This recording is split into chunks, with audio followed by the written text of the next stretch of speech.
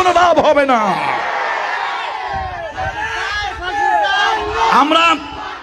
আমরা আসিফ নজরুলকে বলি তোমাকে আমরা ভালো মনে করেছিলাম, কিন্তু আমরা বুঝেছি কুত্তার ল্যাজ কখনো সোজা হয় না।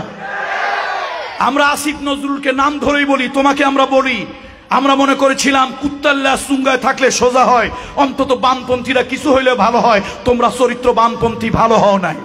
আমার প্রশ্ন, বিএনপি আমাদের বন্ধু, আমাদের ভাই, তাদের সাথে আমাদের কোনো দুশ্মনী নাই। বিএনপির নেতারা যদি ফাঁসির দণ্ড থেকে মওকুফ পেতে পারে, তারা যদি যাবজ্জীবন কারাদণ্ড থেকে মুক্তি পেতে পারে, এই ফ্যাসিস্ট গভর্নমেন্টের আমলে আদালতের রায় হয়েছে, যে আদালতের বিচারক পালিয়ে গিয়েছে, যে আদালতের বিচারকরা নষ্ট ভ্রষ্ট হয়ে দেশ থেকে পালিয়ে গিয়েছে, আত্মগোপন করেছে, সেই আদালতে আজহারুল ইসলাম কেন এখনো মুক্তি পায় না, এটা আমার জানার ইচ্ছা হয়। এটা কোন ধরনের বিচার? এটা কোন ধরনের বিচার? তারেক রহমান শহীদ প্রেসিডেন্ট জিয়াউর রহমানের সন্তান, শহীদ প্রেসিডেন্ট জিয়াউর রহমানের সন্তান তারেক রহমান আমাদের ভাই। তাকে ফ্যাসিস্টের মামলা থেকে মুক্তি দিয়েছেন ভালো। স্বরাষ্ট্র সাবেক মন্ত্রী ছিল কে? লুৎফুজ্জামান বাবর। তিনি মুক্তি যদি পেতে পারেন, নারায়ণগঞ্জের জাকির যদি মুক্তি পেতে পারে, আমার প্রশ্ন আজহারুল ইসলাম কেন পারে না? তোমরা কানারে হাইকোর্ট দেখাও।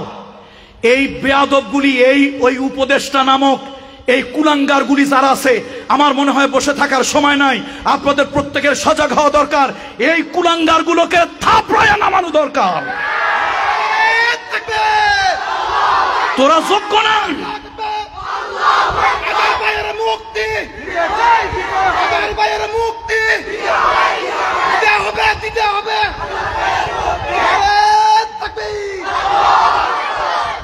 প্রধান উপদেষ্টার কাছে আমাদের এটা দাবি, আপনি শক্ত হাতে এটা হ্যান্ডেলিং করুন শক্ত হাতে। এটা আপনার কাছে আমার দাবি। আমি জানি না মাইকের আওয়াজ কোনো গোয়েন্দা সংস্থার লোকদের কানে গিয়েছে কিনা। যদি গিয়ে থাকে এটা গভর্নমেন্টকে জানিয়ে দেন। দেশের মানুষ হাল চাষ করে গরু দিয়া, কিন্তু যদি আপনি খরচ বাঁচানোর জন্য ছাগল আনেন, সে ছাগল দিয়ে হাল চাষ করা যাবে না, দুইটা ছাগল পালা যাবে। এদেশে বহুত লোক আছে যারা উপদেষ্টা হওয়ার যোগ্য।